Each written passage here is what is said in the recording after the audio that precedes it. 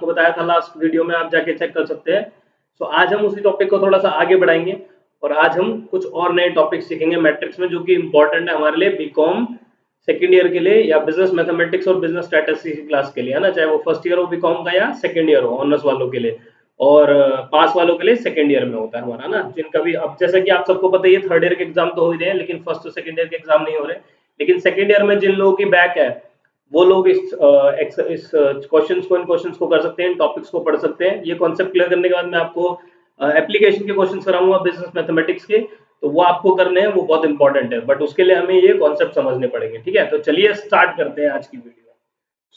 आज जो हम पढ़ेंगे स्टूडेंट्स, वो हम पढ़ेंगे transpose of matrix. Last class में मल्टीप्लिकेशन ऑफ मैट्रिक्स पढ़ा था, आज हम पढ़ेंगे transpose of matrix.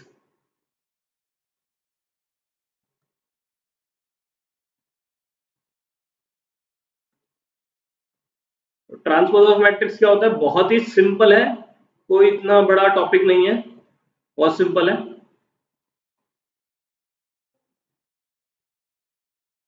Transpose of matrix, तो आप देखेंगे कितना इजी टॉपिक है। ट्रांसपोज ऑफ मैट्रिक्स कुछ भी नहीं है, ध्यान से समझिए कि एक मैट्रिक्स है ए, मैट्रिक्स आपको बता चुके हैं हम, है ना।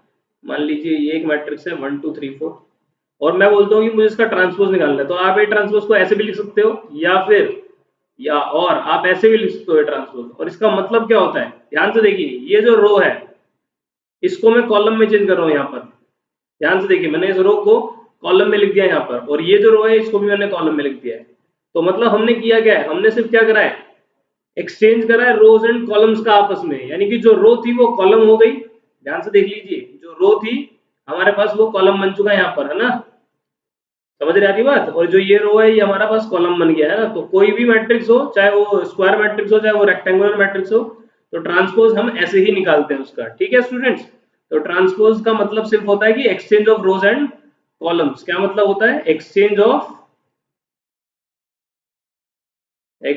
रोज एंड कॉलम्स, है ना। रोज एंड कॉलम्स को क्या कर देते हैं हम, एक्सचेंज कर देते हैं आपस में, तो उसका मतलब होता है ट्रांसपोज ऑफ अ मैट्रिक्स। तो बहुत सिंपल है, कोई इतनी बड़ी बात नहीं है। ओके स्टूडेंट्स, सो आगे बढ़ते हैं। ये हो गया ट्रांसपोज ऑफ मैट्रिक्स। इसके बाद जो हम पढ़ेंगे, जो हमारे लिए नेसेसरी है, ठीक है, मैं आपको सारी चीजें एक एक चीजें नहीं बता रहा जो हम पढ़ते हैं, क्योंकि हमें एप्लीकेशन के क्वेश्चन आएंगे तो हमें उससे रिलेटेड क्वेश्चन करने, तो मैं उससे रिलेटेड टॉपिक आपको करवा रहा हूँ। ठीक है, ताकि आपका भी टाइम वेस्ट ना हो और आप जल्दी से जल्दी कवर कर ले। ठीक है, आज जो हम आपको बताएंगे वो बताएंगे डिटर्मिनेंट। क्या बताएंगे? डिटर्मिनेंट। डिटर्मिनेंट क्या होता है? तो डिटर्मिनेंट बहुत सिंपल है, आपने मैट्रिक्स पढ़ा है बस। डिटर्मिनेंट जो होती है वो होती है वैल्यू ऑफ मैट्रिक्स, यानी उस मैट्रिक्स की वैल्यू। जैसे कि आपके पास रेक्टेंगल होता है तो उसका आप एरिया निकाल लेते हो, है ना। ऐसे ही डिटर्मिनेंट, आपके पास मैट्रिक्स है तो उसका डिटर्मिनेंट निकाल लेते हैं। तो डिटर्मिनेंट कैसे डिनोट किया जाता है? जैसे ये मैट्रिक्स है ए मैट्रिक्स, तो मैं इसको डिनोट करता हूँ ऐसे 1 2, है ना, 5 और ऐसे 6। तो ये एक 2 into 2 मैट्रिक्स है, ऑर्डर 2 का मैट्रिक्स है। अगर मैं इसका डिटर्मिनेंट निकालूं तो मैं ऐसे लिखता हूँ, डिटर्मिनेंट ऑफ ए। ये जो साइन है स्टूडेंट्स, ये डिटर्मिनेंट का साइन है, देख रहे हो, ये मॉडुलस में जो लिखा हुआ है ना। और मैं मैट्रिक्स को अब ऐसे लिख रहा हूँ, देखो ध्यान से, मॉडुलस के अंदर, है ना। तो ये मॉडुलस जो है डिटर्मिनेंट का साइन है। कभी भी आप अगर ऐसे लिखा तो उसका मतलब डिटर्मिनेंट है। क्या मतलब है? डिटर्मिनेंट, है ना। डिटर्मिनेंट ऑफ ए को हम ऐसे भी लिखते हैं, डिटर्मिनेंट ऑफ ए। ठीक है, लेकिन हम जनरली कैसे लिखते हैं? ऐसे लिखते हैं। ओके स्टूडेंट्स, तो आपको भी ऐसे ही लिखना है डिटर्मिनेंट।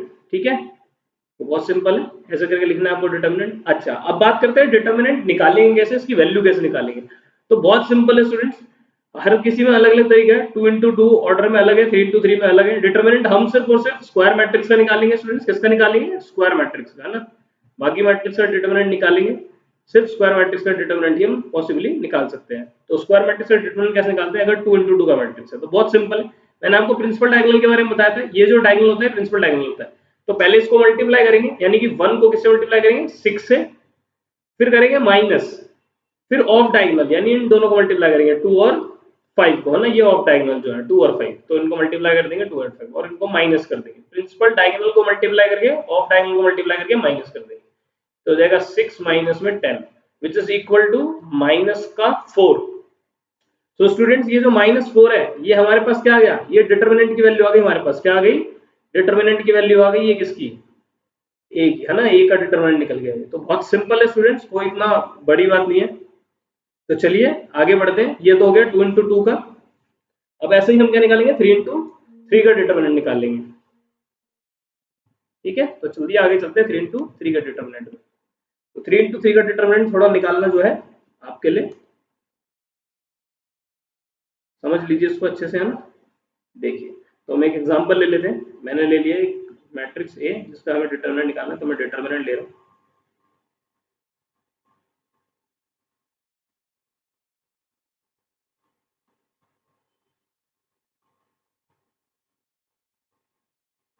तो मैंने एक 3 इंटू 3 ऑर्डर का जो है डिटरमिनेंट ले लिया। अब मुझे इसको सॉल्व करना है, तो कैसे सॉल्व करेंगे। तो स्टूडेंट देखिए, कुछ चीज़ों का ध्यान रखना है आपको। सबसे पहले तो यहाँ पे आप अपने लिए कर लीजिए ऐसे प्लस माइनस प्लस। मैं इस वाले रो से सॉल्व कर रहा हूँ डिटरमिनेंट को, ठीक है। तो मैंने ले लिया प्लस माइनस प्लस, हमेशा यहाँ से स्टार्ट करते हैं प्लस से, प्लस माइनस प्लस। तरीका बता रहा हूँ आपको कैसे सॉल्व करना है, इसको शॉर्टकट तरीका है। अच्छा, अब हम कैसे करेंगे, हमने जो प्लस वाला लिया है तो प्लस वन है, क्या है प्लस वन, तो प्लस वन को ले लेंगे और उसके बाद मल्टीप्लाई कर देंगे किससे, ध्यान से देखिए स्टूडेंट। जब मैंने प्लस वन को लिया तो मैं इस प्लस वन के रो को और कॉलम को, प्लस वन के रो को और कॉलम को कवर कर लेता हूं। जब मैं प्लस वन के रो और कॉलम को कवर करूंगा तो मेरे पास क्या बचेगा, मेरे पास बचेगा ये 2 3 2 3 और 4 5, ये बचेगा स्टूडेंट। अब स्टूडेंट्स ये क्या है 2 3 4 5, ये बचा है हमारे पास माइनर। क्या बचा है, माइनर। हाँ जी स्टूडेंट, जब हम ऐसे रो और कॉलम कवर करते हैं तो जो हमारे पास बचता है वो माइनर बचता है। और ये माइनस किस ऑर्डर, ये माइनर जो है किस ऑर्डर का है, ये 2 ऑर्डर का है। तो इसको मैं यहाँ पे लिख लूंगा 2 3 4 5। अच्छा स्टूडेंट, अब क्या करेंगे, अब देखिए अब क्या करेंगे। यहाँ पे वन था और यहाँ पे क्या था, कोई बात नहीं, कुछ भी ले लीजिए, अभी फर्क नहीं पड़ेगा। अच्छा, तो अब क्या करेंगे, अब हमने प्लस वन को तो ले लिया, अब लेंगे माइनस को। किसको लेंगे, माइनस को। तो यहाँ पे लेंगे माइनस, और ये माइनस का वन ऑलरेडी है तो माइनस माइनस मल्टीप्लाई में आ जाएगा। और अब मैं क्या करूंगा स्टूडेंट, सेम चीज, इसका जो रो है, इसका रो कौन है ये, और इसका जो कॉलम है उसको कवर कर लूंगा। तो उसके रो और कॉलम कवर करूंगा तो बचेगा मेरे पास 2 1 एंड 4 5। तो 2 1 एंड 4 5 को कहाँ लिख लेंगे हम, यहाँ पे लिख लेंगे 2 1 एंड 4 5, उसी सीक्वेंस में लिखेंगे।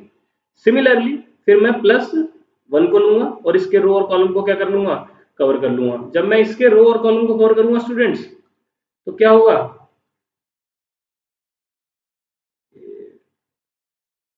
जब मैं इसके रो और कॉलम को कवर करूंगा तो क्या होगा स्टूडेंट, ये इसका कॉलम हो गया, ये इसका रो हो गया ना, तो हमने इसको कवर कर लिया। तो बच्चा 2 1 2 3, तो हम इसको लिख लें 2 1 2 3। ओके स्टूडेंट्स, तो अब आगे बढ़ते हैं। अब हम इसको क्या करेंगे, सॉल्व करेंगे जैसे हमने पहले सॉल्व करा था। ध्यान से देखिए, ये जो है हम ऑर्डर 2 का जो डिटरमिनेंट है वो पहले सॉल्व कर चुके हैं। प्रिंसिपल डायगोनल को मल्टीप्लाई करते हैं किससे, है ना, पहले, और फिर उसमें से माइनस कर देते हैं ऑफ डायगोनल, जो डॉटेड वाला मैंने लिखा है ना। तो हम क्या करेंगे, वन तो ऐसे ही रहेगा, इसको मल्टीप्लाई करेंगे 5 2 जा 10 और माइनस 3 4 जा 12। सिमिलरली स्टूडेंट ये हो जाएगा माइनस माइनस प्लस, और ये हो जाएगा 5 2 जा 10 और माइनस 4 इंटू 1 4 और प्लस 1, ये हो जाएगा 3 2 इंटू 6 और 2 1 जा 2 माइनस, और ये हो जाएगा 10 माइनस 12 हो जाएगा माइनस 2 को 1 से मल्टीप्लाई करेंगे तो माइनस 1 ही आएगा, माइनस 2 आ जाएगा, और ये हो जाएगा प्लस 10 माइनस 4 हो जाएगा हमारे पास कितना 6, और 6 माइनस 2 हो जाएगा 4, तो ये हो जाएगा प्लस 4, तो ये हो जाएगा 6 और 4 10, 10 में से 2 का बचा 8। तो डिटरमिनेंट ऑफ कितना आ गया स्टूडेंट्स 8। तो ऐसे हमने क्या करा 3 इंटू 3 ऑर्डर का डिटरमिनेंट निकाल लिया। तो आई होप आपको समझ आ गया, बहुत इजी है, कोई इतना बड़ा काम नहीं है। दूसरी चीज स्टूडेंट, अब हमने डिटरमिनेंट निकाल लिया। आपको एक चीज यहाँ पे छोटी सी रिमार्क बता देता हूँ, छोटा सा, जो आपको काम आएगा आगे, कि अगर डिटरमिनेंट ऑफ ए जो है, डिटरमिनेंट ऑफ ए जो है, अगर वो आपके पास इक्वल टू 0 आ जाता है तो जो ए मैट्रिक्स है ये एक सिंगुलर मैट्रिक्स होगा। कैसा मैट्रिक्स होगा स्टूडेंट्स, सिंगुलर मैट्रिक्स। हाँ जी, नया नाम है आपके लिए, सिंगुलर मैट्रिक्स। अच्छा, सिंगलटन मैट्रिक्स और सिंगुलर मैट्रिक्स अलग अलग होते हैं। सिंगुलर मैट्रिक्स वो मैट्रिक्स होता है जिसमें डिटरमिनेंट ऑफ ए 0 होता है, और सिंगलटन मैट्रिक्स वो मैट्रिक्स होता है जिसमें एक ही एलिमेंट होता है। मैं आपको टाइप्स ऑफ मैट्रिक्स में बता चुका हूँ। अच्छा, अगर डिटरमिनेंट ऑफ ए 0 ना आया तो नॉन जीरो आया। नॉन जीरो का मतलब जैसे अभी पिछले क्वेश्चन में आया था हमारे पास, है ना, पॉजिटिव नेगेटिव कुछ भी आ सकता है। तो क्या होगा, ए इज नॉन सिंगुलर मैट्रिक्स। कैसा मैट्रिक्स होगा ये, नॉन सिंगुलर। और अगर ये नॉन सिंगुलर मैट्रिक्स है और सिंगुलर मैट्रिक्स है तो सर हम इनका करें क्या, बताओ तो सही। तो बहुत सिंपल सी बात है, अगर डिटरमिनेंट ऑफ ए 0 आ जाता है ठीक है, और अगर determinant of A not equal to 0 आता है तो इस चीज से क्या फर्क पड़ता है? इस चीज से फर्क इतना पड़ता है स्टूडेंट्स कि अगर डिटर्मिनेंट ऑफ ए 0 आता है तो हम इस मैट्रिक्स का इनवर्स नहीं निकाल सकते, ये मैट्रिक्स इन्वर्टेबल नहीं होगी, ठीक है, इसका फंक्शन जो है इन्वर्टेबल नहीं है। लेकिन अगर नॉट इक्वल टू 0 आता है तो ये इन्वर्टेबल है, तो इसका मतलब जो ए इनवर्स होगा, ए इनवर्स जो है वो एग्जिस्ट करेगा, है ना। ए इनवर्स क्या होगा हम आपको आगे बताएंगे अभी, ए इनवर्स क्या होगा, ठीक है। हम किसी भी मैट्रिक्स का इनवर्स निकाल सकते हैं अगर वो इन्वर्टेबल है, ठीक है, यानी अगर उसका डिटर्मिनेंट नॉट इक्वल टू 0 है तो। अगर डिटर्मिनेंट ऑफ ए 0 आ जाता है तो हम उसका इनवर्स नहीं निकाल सकते स्टूडेंट, ओके, समझ आ रही है? तो इनवर्स एग्जिस्ट करेगा जब हमारे पास डिटर्मिनेंट है नॉट इक्वल टू 0 होगा, चाहे वो पॉजिटिव में है चाहे वो नेगेटिव में है, उससे फर्क नहीं पड़ता है। ओके स्टूडेंट्स, चलिए आगे बढ़ते हैं।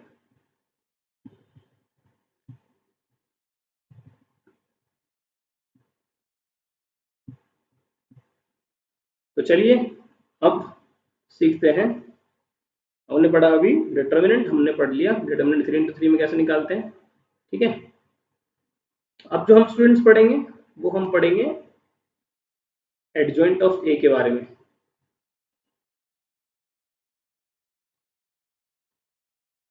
ठीक है स्टूडेंट्स, तो एडजॉइंट ऑफ ए क्या होता है,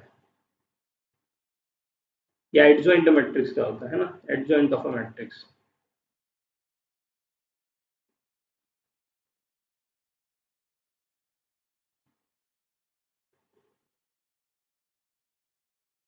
एडजॉइंट ऑफ अ मैट्रिक्स क्या होता है स्टूडेंट्स?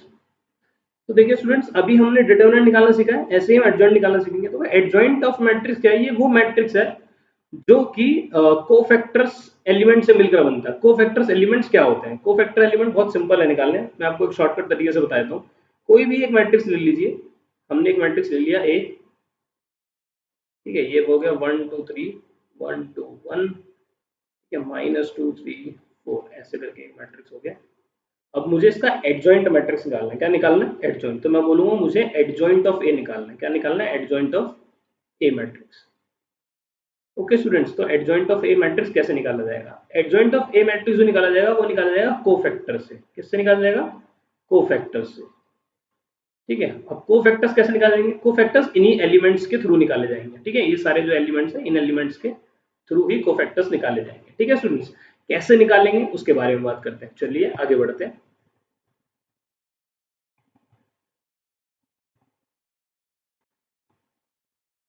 चलिए स्टूडेंट्स, तो कोफैक्टर के बारे में बात करते हैं, कोफैक्टर्स कैसे निकलेंगे। तो स्टूडेंट्स, कोफैक्टर्स निकालने का तरीका क्या है? आप ये जो एलिमेंट्स है, अगर आपको ध्यान हो तो हम ऐसे करके एलिमेंट्स को लिखते थे। ये हमारे पास a11 होता था, फिर ये a12 होता था, ये a13 होता था, ये a21 होता था, ये a22 होता था, ये a23 होता था, ये a31 होता था, फिर a32, है ना, a33। ये जो लिखे हैं मैंने, ये क्या है? इनके रोज और कॉलम्स है ना। ध्यान से देखिए, ये वाला जो एलिमेंट है ये a11 होगा, यानी कि first row first column, first row है इसका, फर्स्ट कॉलम है ना। ऐसे ये a12 a13, ऐसे ही इन सबके कोफैक्टर्स निकालने। तो कोफैक्टर्स को जो हम नाम देते हैं वो सी से नाम देते हैं, ठीक है, या फिर कैपिटल ए से भी दे सकते हैं आप, ठीक है। तो आप कैसे भी दे लीजिए। तो मैं अगर कोफैक्टर्स निकालना चाहूँ तो मैं ऐसे सी नाम देता हूँ, C11, ठीक है स्टूडेंट, ऐसे C12 C13। इसका मतलब मैं इस एलिमेंट का कोफैक्टर निकालना तो वो C11 है। कोफैक्टर निकालना कैसे स्टूडेंट? बहुत सिंपल है। आपको क्या करना है? सेम चीज जो हमने डिटर्मिनेंट में निकालते हुए करा है। मेरे को C11 निकालना, तो मैं A11 को ले लूंगा और उसके रो और कॉलम को कवर कर लूंगा। ओके स्टूडेंट्स, अब मैंने कवर कर लिया तो मेरे पास ये माइनर बचा 2 1 और 3 4। इसको मैं सॉल्व कर लूंगा। इसको सॉल्व करूंगा तो किसको मल्टीप्लाई करूंगा? 2 को किससे मल्टीप्लाई करूंगा? 4 से। तो मेरे पास क्या आएगा स्टूडेंट्स? 8। क्या आएगा? 8। और माइनस, फिर मैं 3 को किससे मल्टीप्लाई करूंगा? 1 से। मेरे पास क्या आएगा? 3।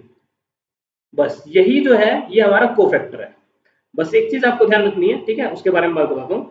जैसे ये 1 1 है, तो 1 + 1 कितना होता है? 2। तो ये एक इवन नंबर है। इवन नंबर वो होते हैं जो 2 से जो 2 के टेबल में आते हैं ना, और ऑड नंबर जो 2 के टेबल में नहीं आते। तो 1 1 जो वाले जो हैं, जो कि इवन नंबर आएंगे प्लस करने के बाद, है ना, इनको, तो वो हमें पॉजिटिव ही लेने, यानी उनके आगे कोई साइन नहीं आएगा। हम 8 - 3 है तो इसको डायरेक्ट आंसर लिख लेंगे, 5 आ जाएगा। लेकिन अगर मैं C12 निकालता हूँ तो ध्यान से देखिए, C12 जब मैं निकालूंगा तो मैं क्या करूंगा? सेकंड C12 जब मैं निकालूंगा तो A12 के रो और कॉलम को कवर करूंगा, है ना। तो यहाँ देख लीजिए, अगर मैं इसको कवर करता हूँ तो, ठीक है, तो अगर मैं इसको कवर करता हूँ तो मैं ऐसे, ये येलो वाला जो मैंने लिया, ये इसका रो, ये इसका कॉलम हो गया, और ये ऊपर वाला इसका रो। तो मेरे पास बचा 2 और 4, है ना। 4 और 2 को मल्टीप्लाई करेंगे तो कितना आएगा? 8।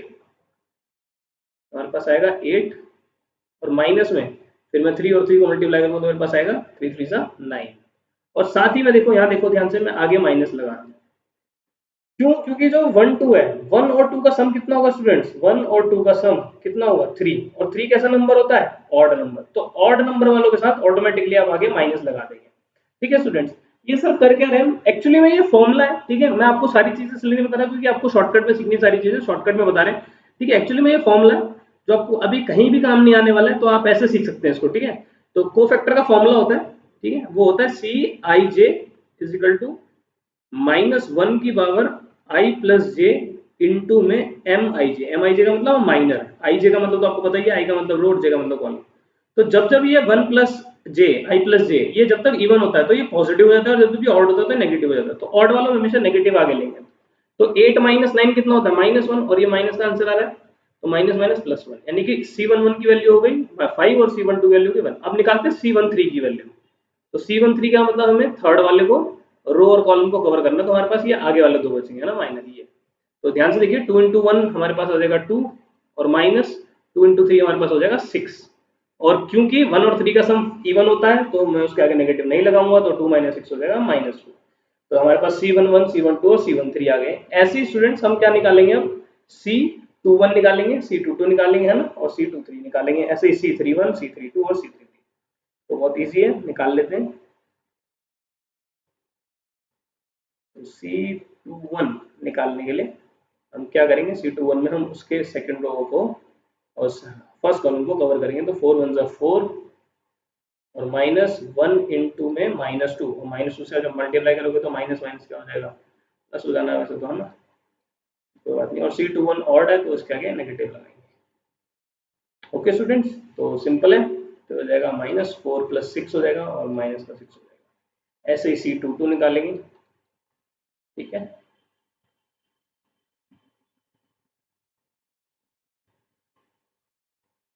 देख लीजिए, दिख नहीं रहा तो C22 जब निकालेंगे तो ये बीच वाला आएगा, इसके कॉलम और प्लस का साइन बन जाएगा। ये तो 4 इंटू 1 यानी कि 4 हो जाएगा, 4, और -3 इंटू -2, तो 3 इंटू -2 हो जाएगा -6, ये माइनस माइनस प्लस हो जाएगा, तो हो जाएगा 10। ठीक है, ऐसे C23 निकालेंगे। तो C23 जब हम निकालेंगे तो स्टूडेंट, तो हमारे पास ये आ जाएगा, इसको कवर कर लेंगे और इसको, है ना। तो 1 इंटू 1 1 हो जाएगा, और 3 इंटू 1 3, तो 1 -3 आ जाएगा हमारे पास। ठीक है, 1 -3, और साथ में आगे नेगेटिव का साइन। क्यों? क्योंकि 2 और 3 का सम ऑड होता है ना। ऐसे देख लीजिए, 2 और 3 का सम क्या होता है? ऑड होता है। तो हो जाएगा माइनस, और 1 -3 -2, तो माइनस माइनस प्लस 2 हो जाएगा यहाँ पर हमारे पास। ठीक है स्टूडेंट, हमारे पास आंसर आ जाएगा +2। तो ऐसे C23 ठीक है, ऐसे हम C31, C32 और C33 निकालेंगे। ठीक है, तो ऐसे ही हम C31 भी निकाल लेते हैं।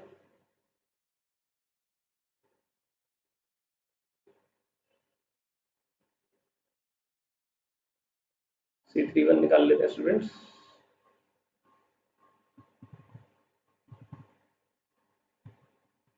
C31 में हम इस कॉलम को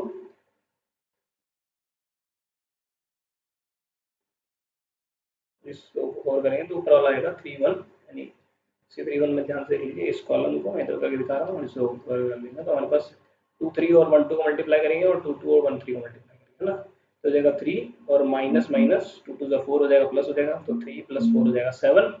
मैं अब शॉर्टकट से निकाल रहा हूँ, ठीक है, आप लोग कर लेना इसको। और 7, और क्योंकि ये इवन है तो पॉजिटिव आंसर देगा, तो ये 7 हो जाएगा।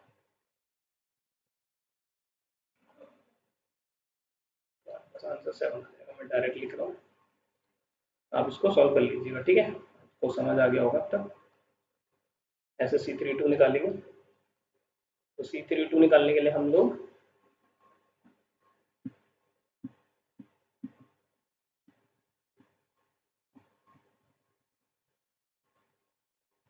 C32 निकालने के लिए हम लोग किसको मल्टीप्लाई करेंगे? ये 3 2 वाला है, तो इसको कवर करेंगे। ये 2 3 और 1 को मल्टीप्लाई करेंगे, यानी कि 3 इंटू 1 3, और 2 2 जो 4, तो ये भी 7 हो जाएगा।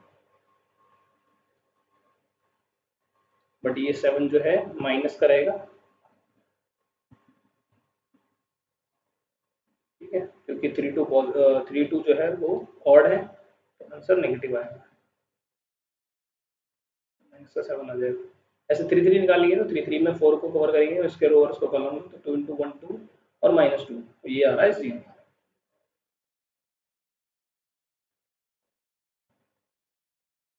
3 3 जो है वो हमारा आ गया 0। तो हमारे पास अब सारे निकल चुके हैं। हमारे पास कितने एलिमेंट थे, 9 एलिमेंट थे, है ना, A11 से लेकर A33 तक। तो हमने सबके कोफैक्टर्स निकाल लिया। अब इन कोफैक्टर्स को स्टूडेंट्स हम एक मैट्रिक्स के फॉर्म में लिख लेंगे, जिस मैट्रिक्स को हम बोलेंगे एडजॉइंट ऑफ ए। तो बस यही सिंपल सी बात है। तो अब हम मैट्रिक्स लिखने जा रहे हैं वो है adjoint of A matrix. Adjoint of A matrix कैसे लिखा जाता है, हम C11 C12 C13 C21 C22 C23 C31 C32 and C33 सबको लिख लेंगे, है ना। और इसका ट्रांसपोज, ये मत भूलिएगा स्टूडेंट्स, ट्रांसपोज करना है हमें। ट्रांसपोज कर देंगे तो ये कैसा हो जाएगा, ये नीचे की तरफ, यानी कि जो ये रो है वो किसमें चेंज हो जाएगी, कॉलम में, है ना। तो मैं C11 देख तो C11 है मेरे पास 5, और फिर C12 है मेरे पास +1, फिर C13 है मेरे पास -4, ऐसे -6 10 एंड 2, फिर उसके बाद है 7 -7 एंड 0, और इसका ट्रांसपोज। तो नाउ नेक्स्ट स्टेप में हम इसका ट्रांसपोज कर लेते हैं, तो हमारे पास एडजॉइंट ऑफ ए आ जाएगा। ठीक है स्टूडेंट्स, तो अब हमारे पास आ गया ये एडजॉइंट ऑफ ए हमारे पास जो आ गया, ट्रांसपोज करके लिख लेते हैं। 5 1 -4 जो रो थी स्टूडेंट वो मैंने किस में चेंज कर दी, कॉलम में, क्योंकि हम ट्रांसपोज कर रहे हैं ना। ऐसे ही -6 10 एंड 2, इस रो को हमने कॉलम में चेंज कर दिया, फिर 7 -7 और 0, इस रो को हमने कॉलम में। तो स्टूडेंट्स ये आ गया हमारे पास adjoint of A. Okay students, now adjoint of A हमने क्यों निकालना है, जैसे कि मैंने अभी आपको बताया था, हम इनवर्स के बारे में बात करेंगे स्टूडेंट। किसके बारे में बात करेंगे, इनवर्स की। तो हमने इनवर्स के लिए एडजॉइंट ऑफ ए निकाला है। सर कैसे, क्योंकि स्टूडेंट्स हमारे पास ना फॉर्मूला होता है इनवर्स का। क्या होता है, फॉर्मूला होता है जो डिटरमिनेंट मेथड से हम निकाल सकते हैं, जो हम भी कर रहे हैं। तो इनवर्स ऑफ ए मैट्रिक्स जो होता है वो क्या होता है, इनवर्स ऑफ मैट्रिक्स। तो अगर मुझे ए इनवर्स निकालना है तो उसको हम ऐसे लिखते हैं, ए इनवर्स। ठीक है स्टूडेंट, चलिए थोड़ा सा आप ऐसे लिखता हूँ, ऐसे लिखते हैं ए इनवर्स। तो उसका जो फॉर्मूला होता है स्टूडेंट बहुत सिंपल है, वो होता है 1 डिवाइड बाय डिटरमिनेंट ऑफ ए, यानी वैल्यू ऑफ डिटरमिनेंट जो भी हमने निकालनी सीखी थी पीछे, है ना, 3 to 3 मैट्रिक्स का, और इनटू में एडजॉइंट ऑफ ए मैट्रिक्स। तो अगर हमें ये फॉर्मूला आता है तो स्टूडेंट्स कोई दिक्कत वाली बात नहीं, अगर हमें ये फॉर्मूला आता है तो इसका मतलब हम इनवर्स निकाल सकते हैं किसी भी मैट्रिक्स का। ठीक है, तो क्या सर इनवर्स निकालने का एक ही तरीका है, नो, इनवर्स निकालने के और भी मेथड्स होते हैं, और जो नेक्स्ट जो हम मेथड पढ़ेंगे वो क्रैमर्स रूल पढ़ेंगे। तो पहले हम इनवर्स निकाल लेते हैं इसका। तो स्टूडेंट एडजॉइंट ऑफ ए तो मैंने निकाल लिया, और एडजॉइंट ऑफ ए जो हमने निकाला है ये किस मैट्रिक्स से निकाला है, ए मैट्रिक्स से। तो स्टूडेंट्स पहले ए मैट्रिक्स को मैं यहाँ पे लिख लेता हूँ कि जो ए मैट्रिक्स है वो क्या था हमारे पास, उसका डिटरमिनेंट हम लोग निकाल लेंगे, है ना। थोड़ा सा पीछे चलते हैं और ए मैट्रिक्स को समझ लीजिए, ए मैट्रिक्स जो है हमारे पास क्या है। ए मैट्रिक्स स्टूडेंट्स हमारे पास ये था, ठीक है। इसका हमें क्या करना है, डिटरमिनेंट निकालना है। ठीक है, तो इसका डिटरमिनेंट निकाल लीजिए। तो डिटरमिनेंट मैं आपको निकालना सिखाया, ठीक है। मैं यहाँ पे शॉर्टकट तरीके से निकाल देता हूँ डिटरमिनेंट इसका। 1 2 3 1 2 1 -2 3 एंड 4, इसका डिटरमिनेंट निकाल लेते हैं स्टूडेंट। तो मैं शॉर्टकट तरीके से निकाल रहा हूँ यहाँ पे स्टूडेंट, आ जाएगा 8 -3 is 5 and minus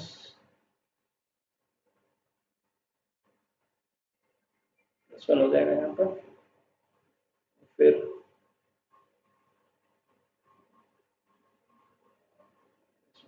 plus 8 and 9 14, तो which is not equal to 0 का मतलब इनवर्स एग्जिस्ट करता है। तो डिटरमिनेंट ऑफ ए स्टूडेंट हमने निकाल लिया, 14 आ गया। तो अब हम इनवर्स निकाल लेंगे नीचे जाकर के। ठीक है, ये याद रखिए, डिटरमिनेंट ऑफ ए हमारे पास 14 आया, तो ए इनवर्स जो होगा हमारे पास वो क्या हो जाएगा, उसकी वैल्यू हम निकाल लेते हैं। हमने वैल्यू निकाल ली, 14 आई है।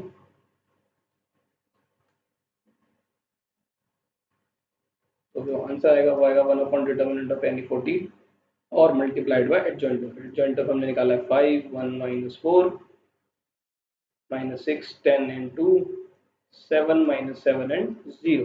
तो स्टूडेंट ये हमारे पास आ गया ए इनवर्स। ओके, अब इस 14 को हम उधर अंदर मल्टीप्लाई कर सकते हैं, इसको स्केलर मल्टीप्लिकेशन बोलते हैं। मैं वो करके दिखा देता हूँ।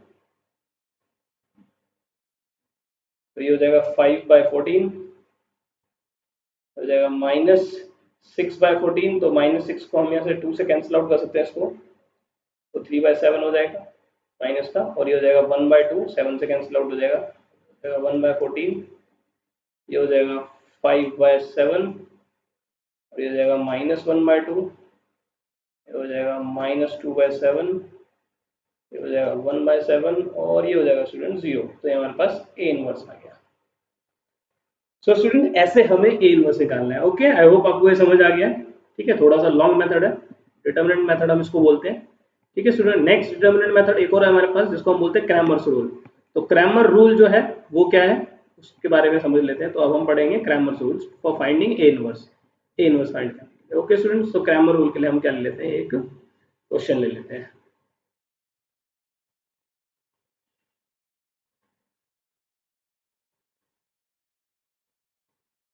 Cramer's rule. ओके स्टूडेंट्स, तो क्रैमर्स रूल क्या होता है? क्रैमर रूल्स हम ए इनवर्स निकालने के लिए यूज करते हैं और फाइंडिंग ए इनवर्स कैसे? तो सबसे पहले तो हमारे पास एक मैट्रिक्स होना चाहिए जिसका हमें इनवर्स निकालना है। तो एक मैं ए मैट्रिक्स ले लेता हूँ। ओके स्टूडेंट, दूसरी बात ये स्टूडेंट, जो ये मैं ले रहा हूँ आप समझ लीजिए, क्रैमर्स रूल और इजी मेथड है, 1 2 1 1 3। अच्छा स्टूडेंट, क्रैमर रूल्स मैं भूल गया, सॉरी। क्रैमर रूल जो हम सिस्टम ऑफ लीनियर इक्वेशन में यूज करेंगे। ठीक है, तो सिस्टम ऑफ लीनियर इक्वेशन मैंने आपको पहले सॉल्व करना सिखाया, तो पहले हम उसके बारे में बात करेंगे। तो चलिए आगे बढ़ते हैं। पहले किसके लिए?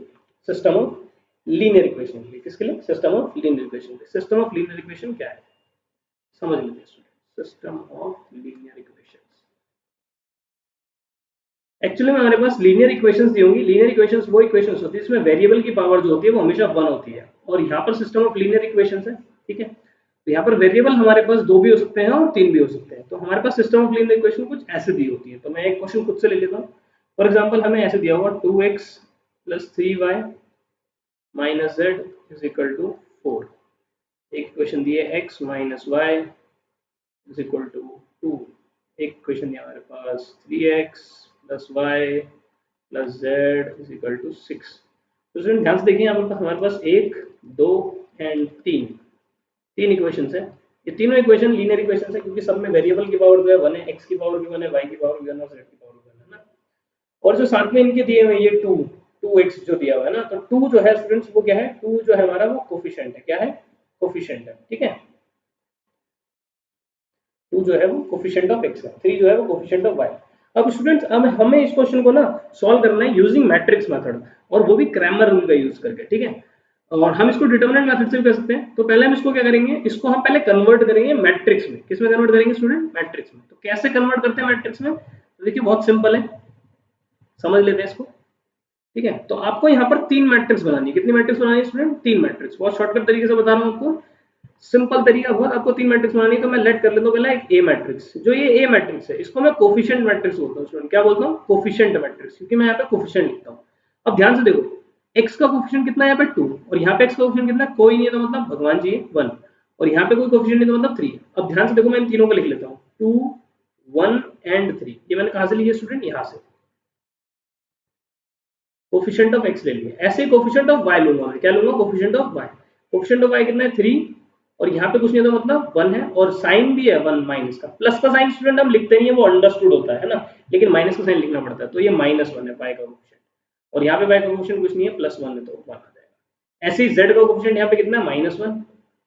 ध्यान से देख लीजिए ना, और यहाँ पे z है ही नहीं, तो जब z ही नहीं है तो मतलब 0 होगा, और फिर उसके बाद यहाँ पे z का कोफिशिएंट है 1। ये हमारे पास क्या बन गई स्टूडेंट? Coefficient matrix. क्या बन गई ये? कोफिशिएंट मैट्रिक्स है ना, ये हमने कोफिशिएंट से बनाई। अब स्टूडेंट दूसरी मैट्रिक्स बनाएंगे, लेट करेंगे दूसरी मैट्रिक्स, जिसको हम बोलेंगे वेरिएबल मैट्रिक्स। क्या बोलेंगे? Variable, which is capital X। Variable matrix में हम वेरिएबल्स लिखेंगे, जिसमें हम एक कॉलम मैट्रिक्स बनाएंगे, जिसमें हम तीनों वेरिएबल्स को लिखेंगे, x को, y को और z को। तीन ही वेरिएबल है हमारे पास, x y एंड z। बहुत सिंपल है। फिर हम बनाएंगे स्टूडेंट्स एक बी मैट्रिक्स, जिसको हम वैल्यू मैट्रिक्स बोलते हैं, और ये आंसर की मैट्रिक्स है इनकी। जैसे हमारे पास लास्ट में जो इक्वल में दिए होते हैं, इनका कॉलम मैट्रिक्स बनाएंगे 4 2 6। सो स्टूडेंट्स हमने यहाँ पर तीन मैट्रिक्स बना ली, एक बना ली हमने कोफिशिएंट मैट्रिक्स, एक बना ली हमने वेरिएबल मैट्रिक्स और एक बना ली हमने वैल्यू मैट्रिक्स, है ना, वैल्यू मैट्रिक्स। तो स्टूडेंट अब क्या करेंगे, अब ये हमारे पास क्वेश्चन मैट्रिक्स में कन्वर्ट हो चुका है, अब हम इससे ए इनवर्स निकालेंगे। क्या निकालेंगे स्टूडेंट्स, ए इनवर्स। कैसे निकालेंगे सर, हमारे पास ए मैट्रिक्स तो आ गया, तो ए मैट्रिक्स हम डिटर्मिनेंट निकाल सकते हैं ना इसका, ए मैट्रिक्स का डिटर्मिनेंट निकाल लो, डिटर्मिनेंट निकालने के बाद इसका एडजॉइंट भी निकाल लो और फिर ए इनवर्स निकाल लो। बहुत सिंपल है, लास्ट अभी हमने किया है ना जो मेथड वही है, लेकिन मैं इसको कराऊंगा क्रैमर रूल से। आप वैसे भी कर सकते हो ना, हमने एक मेथड कर लिया है, बट यहाँ पर हम किससे कराएंगे, क्रैमर रूल से। क्रैमर रूल से कैसे करेंगे, तो क्रैमर रूल से करने के लिए स्टूडेंट्स आपको क्या करना पड़ेगा, सबसे पहले यहाँ पर कुछ चीजों को समझना पड़ेगा क्रैमर रूल से। तो क्रैमर रूल से करने के लिए आपको पहले तो क्या करना पड़ेगा, यहाँ पर मैट्रिक्स बनाने, डिटर्मिनेंट बनाने पड़ेंगे। क्या बनाने पड़ेंगे, डिटर्मिनेंट। कितने डिटर्मिनेंट बनाने पड़ेंगे, जितने वेरिएबल है उससे एक ज्यादा, यानी कि यहाँ पर कितने डिटर्मिनेंट बनाने पड़ेंगे, 4 डिटर्मिनेंट बनाने पड़ेंगे, जिनको हम नाम देंगे D, D1, D2 and D3। ठीक है स्टूडेंट्स, मैं यहाँ पर क्योंकि कितने वेरिएबल है, 3 वेरिएबल है, 3 into 3 का मैट्रिक्स है ना, तो हम यहाँ पे 4 डिटर्मिनेंट बनाएंगे। तो पहला डिटर्मिनेंट जो होगा इटसेल्फ, वो तो क्या होगा, वो ए डिटर्मिनेंट ही होगा। क्या होगा, ए का डिटर्मिनेंट ही होगा, यानी कि मेरे को सिर्फ ए को लिखना है डिटर्मिनेंट की फॉर्म में और कुछ नहीं। 3 - 1 1 -1 0 एंड 1। ओके स्टूडेंट्स, तो हम क्या करेंगे, इसका डिटर्मिनेंट निकालने के लिए सॉल्व कर लेंगे। ठीक है, पता ही क्या सॉल्व करना है, प्लस माइनस प्लस अभी करना सिखाया है, बहुत सिंपल है ना। तो इसको सॉल्व कर लेंगे, तो यहाँ पे ऐसे सॉल्व करेंगे तो 2 से हो जाएगा, और उसके बाद 2 को ओवर करेंगे तो -1 को 1 से करेंगे, फिर 0 को -1 आएगा, फिर ऐसे -3, फिर -3 वालों को कवर करेंगे तो 1 × 1 1 और -0 1 आ जाएगा यहाँ पर, फिर ऐसे प्लस माइनस -1 हो जाएगा, फिर ऐसे कवर कर लेंगे इसको तो हो जाएगा 1 और -3 1 3 + 4 हो जाएगा, तो ऐसे हो जाएगा। इसको सॉल्व कर लेंगे तो हो जाएगा -2 -3 एंड -4, तीनों माइनस के हैं, माइनस माइनस माइनस प्लस हो जाएंगे ये, और ये जाएगा -9 which is not equal to 0, तो मतलब इनवर्स तो एग्जिस्ट करता ही है। अब आगे क्या करेंगे स्टूडेंट्स, अब हम निकालेंगे D1, अब हमने D डिटर्मिनेंट निकाल लिया है, अब हम क्या निकालेंगे, D1 डिटर्मिनेंट निकालेंगे। क्या निकालेंगे स्टूडेंट्स, D1। सर D और D1 क्या फर्क है इसमें, बहुत सिंपल है। D1 जब मैं आपको बोल रहा हूँ स्टूडेंट, तो आप क्या करो, ए मैट्रिक्स की तरफ देखो, देखो D1 बोल रहा हूँ, 1 वाले को छोड़ दो, 1 वाले को क्या करो, छोड़ दो, 1 वाले को छोड़ दो और 2 से लिखना स्टार्ट करो, यानी कि यहाँ से लिखना स्टार्ट करो, 3 -1 और 1 -1 0 एंड 1। इसको मैंने छोड़ दिया D1, है ना, 1 को, फर्स्ट वाले को जो मैंने छोड़ा है, D1 है तो मैंने 1 को छोड़ा है, फर्स्ट कॉलम को छोड़ा है, फर्स्ट कॉलम को जहां मैंने छोड़ा है उसकी जगह पे लिखो वैल्यू मैट्रिक्स। स्टूडेंट क्या लिखो, वैल्यू मैट्रिक्स, जो है 4 2 एंड 6। सर ये क्या कर दिया, यही तो जादू है। अभी देखो ये D1 आ गया, अब D1 को हम क्या करेंगे, सॉल्व कर लेंगे, डिटर्मिनेंट निकाल लेंगे, प्लस माइनस प्लस, जैसे अभी निकाला D का, है ना, ऐसे ही निकाल लेंगे। अच्छा इसको सॉल्व कर लेंगे, फिर आगे क्या करेंगे, फिर आगे देखो जादू, कुछ नहीं करेंगे, अब लिखा लेंगे D2। अब समझ गए होंगे स्टूडेंट आप क्या कहना चाह रहा हूं मैं, है ना, D2 का मतलब क्या है, D2 का मतलब है सेकंड कॉलम को छोड़ दो, सेकंड कॉलम को छोड़ दो और फर्स्ट और थर्ड को लिख लो, यानी सेकंड कॉलम को छोड़ दो। ए वाले मैट्रिक्स में देखना है आपको, इसमें मत देखने लग जाना नालायको, यहाँ देखना है, हाँ सेकंड को छोड़ दो, फर्स्ट को लिख लेंगे 2 1 3 और -1 0 और 1, और बीच में क्या लिखेंगे, जो छोड़ा है उसमें लिखेंगे वैल्यू मैट्रिक्स जो हमने यहाँ लिखी थी 4 2 6, इसको बीच में लिख लेंगे, बस ये शिफ्ट होता रहेगा। ऐसे ही हम क्या निकाल लेंगे स्टूडेंट्स, D3 निकाल लेंगे। क्या निकाल लेंगे, D3 में भी हम क्या करेंगे, D3 में भी हम सेम चीज करेंगे।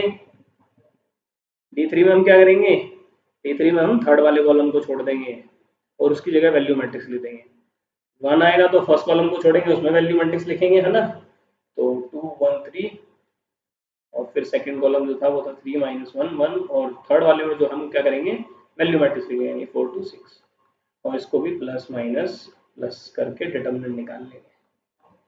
तो इन तीनों डिटर्मिनेंट को सॉल्व कर लेता हूँ मैं, ठीक है, फटाफट से। तो हो जाएगा 4, ये हो जाएगा -1 और ये हो जाएगा -3 और ये हो जाएगा 2 और -0 और ये हो जाएगा प्लस माइनस -1 और ये हो जाएगा 2। इसको सॉल्व कर लेंगे तो कितना आ जाएगा हमारे पास, ये हो जाएगा -4 -6 और -2 -12। सिमिलरली D2 निकाल लेंगे तो हो जाएगा 2 -0 तो 2 ही हो जाएगा, और -4 1 -0 1 ही हो जाएगा, और ये हो जाएगा -1 हो जाएगा 6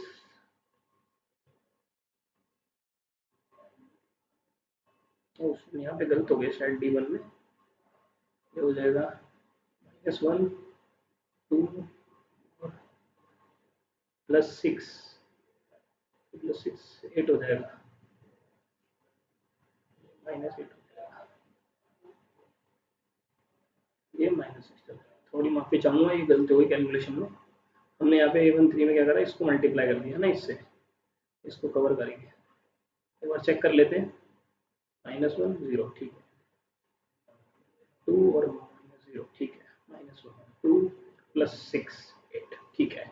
अब ठीक है स्टूडेंट, तो अब यहाँ पे चलते हैं, 2 और -0 2 हो जाएगा, और ये -4, ये हो जाएगा हमारे पास 1 और -0, और ये हो जाएगा -1 6 और 6 और -6 0, तो ये हो जाएगा हमारे पास 4 और -4। ओ माय गॉड, ये तो आ गया हमारे पास 0।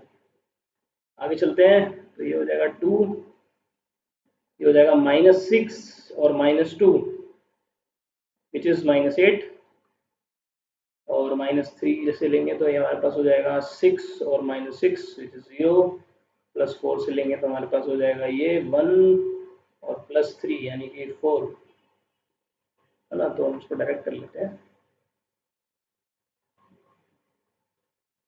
ठीक है, हो जाएगा हमारे पास 1 +3 4। सॉल्व कर लेंगे इसको, 2 + 16 हो जाएगा, -0 प्लस भी आ गया 0। तो हमारे पास देखिए स्टूडेंट, D1 की वैल्यू आ गई है -16, D2 की वैल्यू आ गई है, D3 की वैल्यू आ गई है ना। तो मैं यहाँ लिख लेता हूँ, और अच्छा D की वैल्यू भी लिख लेते हैं हम। यहाँ पे D की जो हमारे पास वैल्यू आ गई है वो कितनी आ गई है, D की वैल्यू, तो ऊपर चलते हैं, D की वैल्यू देखते हैं कितनी आई थी हमारे पास। D की वैल्यू आई थी -9, D की वैल्यू आई है हमारे पास -9, उसको लिख लेते हैं। ऐसे D1 की वैल्यू जो आई है हमारे पास वो कितनी आई है, -16। ऐसे D2 की जो वैल्यू आई है हमारे पास वो कितनी आई है, 0, और D3 की वैल्यू भी कितनी आई है, 0। तो स्टूडेंट अब आगे चलते हैं, हमें तो सर वेरिएबल की वैल्यू निकालनी थी, क्या निकाल ली, D1 D2 D3, हम निकालेंगे वेरिएबल की वैल्यू। अब यहीं से तो जादू होगा, देखो x की जो वैल्यू होगी वो होगी D1 डिवाइड बाय D, यही तो फॉर्मूला है। ये हमने निकाली x की वैल्यू, ऐसे निकालेंगे y की वैल्यू, ये होगी D2 डिवाइड बाय D, ऐसे निकालेंगे z की value D3 divide by D। हो गया ना जादू। अब देखो इनकी वैल्यू पुट करो और फटाक से आंसर आ जाएंगे हमारे पास। D1 की अगर मैं वैल्यू देखूँ तो मेरे पास है -16, और D की वैल्यू देखो तो है -9, माइनस से माइनस कैंसिल, 16/9 कैंसिल होगा क्या, नहीं होगा, तो ये हमारा आंसर है। ऐसे y की वैल्यू निकालेंगे तो y की वैल्यू होगी D2/D, D2 का मतलब 0, ओहो 0 से कुछ भी डिवाइड कर लो, किसी से भी डिवाइड कर लो 0 को, आंसर कितना आएगा, 0 ही आएगा। ऐसे ही z की वैल्यू आ जाएगी 0 डिवाइड बाय -9, तो ये भी 0 आ जाएगा। तो हमारे पास तो x की वैल्यू आ गई 16/9, y की वैल्यू आ गई 0, और z की वैल्यू आ गई 0। तो स्टूडेंट्स ये हमारे वेरिएबल्स के आंसर आ गए। तो ये हमने सिस्टम ऑफ लीनियर इक्वेशन को सॉल्व कर दिया। सॉल्व करने का मतलब क्या है, x y z की वैल्यू निकाल ली। सिमिलरली हम ये दूसरे मेथड से भी करते हैं, ए इनवर्स वाले मेथड से। ओके स्टूडेंट, तो ये दो मेथड बहुत इंपॉर्टेंट है जो मैंने आपको बताया। तो चलिए स्टूडेंट, अब जो हम नेक्स्ट वीडियो में बात करेंगे वो किसके बारे में बात करेंगे, एप्लीकेशंस के बारे में। तो ये जो है आपका होमवर्क है, आपको ये जो मैंने आपको कराई दोनों वीडियोस, ये आपको अच्छे से देखनी है और क्वेश्चन प्रैक्टिस करने हैं, खासकर मल्टीप्लाई के क्वेश्चन और ए इनवर्स निकालने के क्वेश्चन, है ना। मल्टीप्लाई के क्वेश्चन आप जितना ज्यादा करेंगे स्टूडेंट्स, उतना ज्यादा आपका मैट्रिक्स में हाथ तेज हो जाएगा और आप जल्दी से जल्दी क्वेश्चन सॉल्व कर लेंगे। तो चलिए मिलते हैं नेक्स्ट वीडियो में, जिसमें हम सिखाएंगे आपको क्वेश्चंस जो कि पेपर के हिसाब से बहुत ज्यादा इंपॉर्टेंट है, एप्लीकेशन के क्वेश्चंस। ओके स्टूडेंट, तो मिलते हैं नेक्स्ट वीडियो में, तब तक के लिए गुड बाय। चलिए।